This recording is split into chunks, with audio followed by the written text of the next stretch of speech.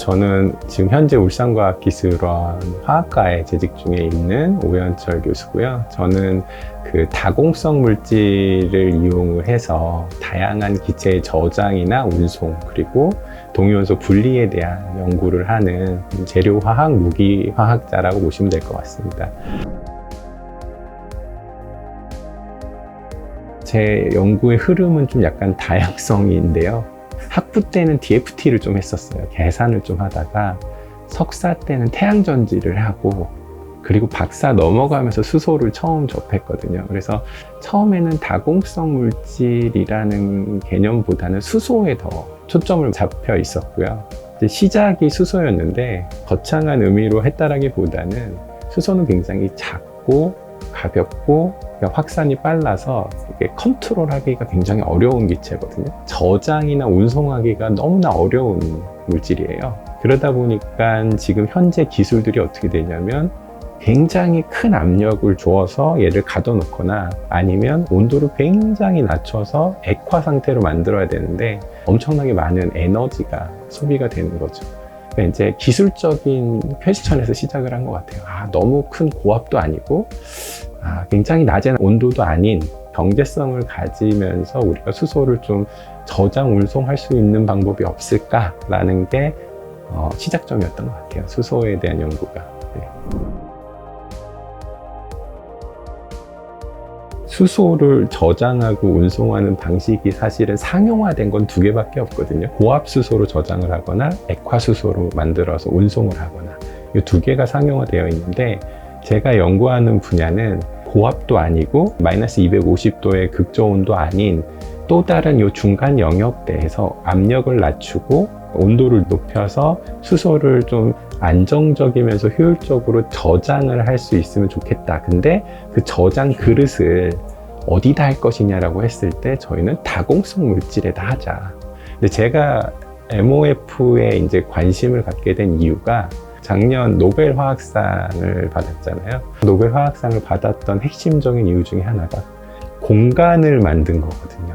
물질 안에 공간을 만들어서 그 공간에 다양한 유체가 들어갔다 나왔다 할 수 있는 이런 시스템과 플랫폼을 만드는 건데, 그게 어디에 적용을 할 수 있냐? 저장과 분리와 촉매나 다양한 분야에 적용을 할 수 있어서 이게 노벨상을 받은 거거든요. 모프의 특징이 조절을 할 수 있어요. 구조나 기능기나 형태 이런 것들을 다 바꿀 수가 있어서 수소가 단순히 거기 담는 그릇이 아니라 수소가 느끼는 포텐셜 필드라고 하는데 흡착되는 정도를, 구조를 조절해서 조절할 수가 있거든요. 그래서 구조를 컨트롤해서 수소를 저장할 수 있는 새로운 플랫폼이 될 수 있다라는 이런 생각을 가지고 이제 모프를 집중적으로 연구를 하게 된 겁니다.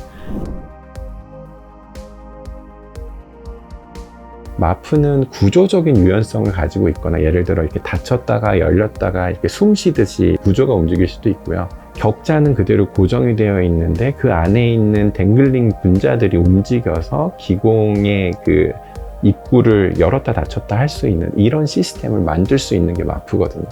그런데 저희가 이번에 얘기했던 거는 동위원소 분리를 할 때는 굉장히 작은 기공이 필요한데요. 큰 움직임이 있으면 오히려 효과가 좋지 않거든요. 왜냐면 동위원소는 단지 중성자가 하나 더 있냐 없냐의 차이기 때문에 얘네들의 화학적 물리적 성질은 거의 동일해서 분리가 굉장히 어려운 물질이기 때문에 굉장히 작은 차이를 만들어야 되는데, 큰 움직임이 아니라 격자가 전체적으로 이렇게 살짝 크게 만드는 방식을 처음 시도를 한 거거든요.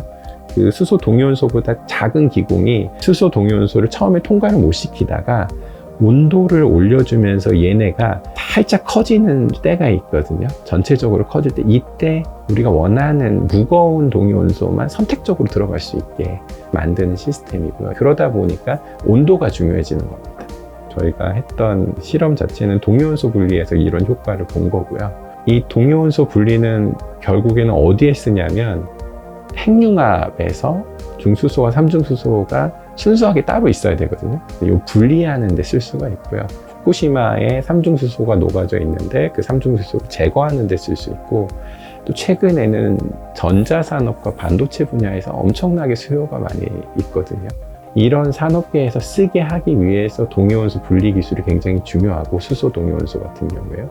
그런데 이 수소 동위원소 분리 기술이 저온에서 있으면 너무 비용이 비싸니 온도를 어떻게든 올려서 경제성을 갖춰서 동위원소 분리 기술을 가지고 그거를 이제 산업 쪽으로 적용하려고 하는 이러한 연계가 있다고 보시면 될 것 같습니다. 사실 이렇게 화학 분야에서 한 명 받는 거를 작년에 받았다는 거는 너무나 영광스러운 일이고요. 연구 분야에 대해서도 인정받은 느낌도 들어서 너무 감격스러웠고요. 무엇보다 항상 이렇게 내조해준 와이프도 고맙고요. 분과에서도 많은 도움을 주셨기 때문에, 그리고 저희 학생 실험실에 있는 학생들도 굉장히 이런 연구들을 같이 해줘서 이런 큰 상을 받을 수 있었던 것 같고요. 저희의 연구가 이제 어떤 영향을 미치느냐는, 하나는 수소 저장 운송에 대한 연구고요. 또 하나는 수소 동위원소 분리에 대한 연구인데, 수소 운송이나 저장 분야는 장거리 운송에 대한 거를 고민하고 있거든요. 그린 수소로 가야 되는데 그린 수소를 생산할 수 있는 우리나라의 여건이 그렇게 좋지 못하거든요. 정부도 그린 수소를 수입하는 거에 대해서 전략적으로 이미 2050년쯤 되면 한 80% 이상 수입을 할 그런 계획을 하고 있고요. 어떻게 우리가 안정적이고 효율적으로 수소를 해외에서 운송할 수 있겠느냐가 이슈거든요. 액화 수소를 운송을 할 때 가장 큰 이슈가 수소가 자꾸 날아가거든요. 그러니까 이런 부분들을 해결을 해야 되는데, 저희의 연구 분야가 안정적으로 캐패시티를 유지하면서 장거리에 운송을 할 수 있는 시스템을 만들 수 있지 않겠느냐. 그래서 이런 것들이 이제 그 수소 경제에서 좀 영향을 받을 것 같고요. 그 다음에 또 다른 이제 중요한 연구 분야 중에 하나가 동위원소 분리인데요.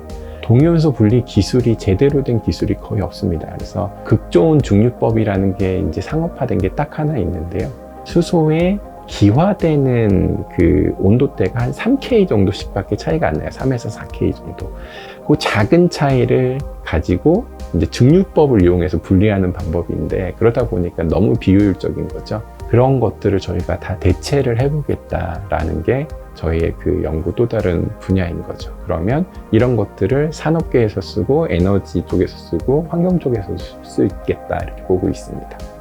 감사의 말씀인데요. 사실은 집에서는 제 와이프가 제가 연구에 집중할 수 있게 노력을 많이 해줘서 너무나 감사한 부분이 있고, 학교에서는 학생들이 사실은 이 대부분의 연구들을 주도해서 하기 때문에 굉장히 많은 시간들을 투자하고 있거든요. 그래서 학생들한테 고마운 마음이 있고, 항상 저하고 많은 디스커션을 해주는 이 학과 동료 교수님들, 무기분과 교수님들의 영감을 많이 받게 해주는 이런 것들이 다 모든 분들한테 감사한 상황입니다. 예.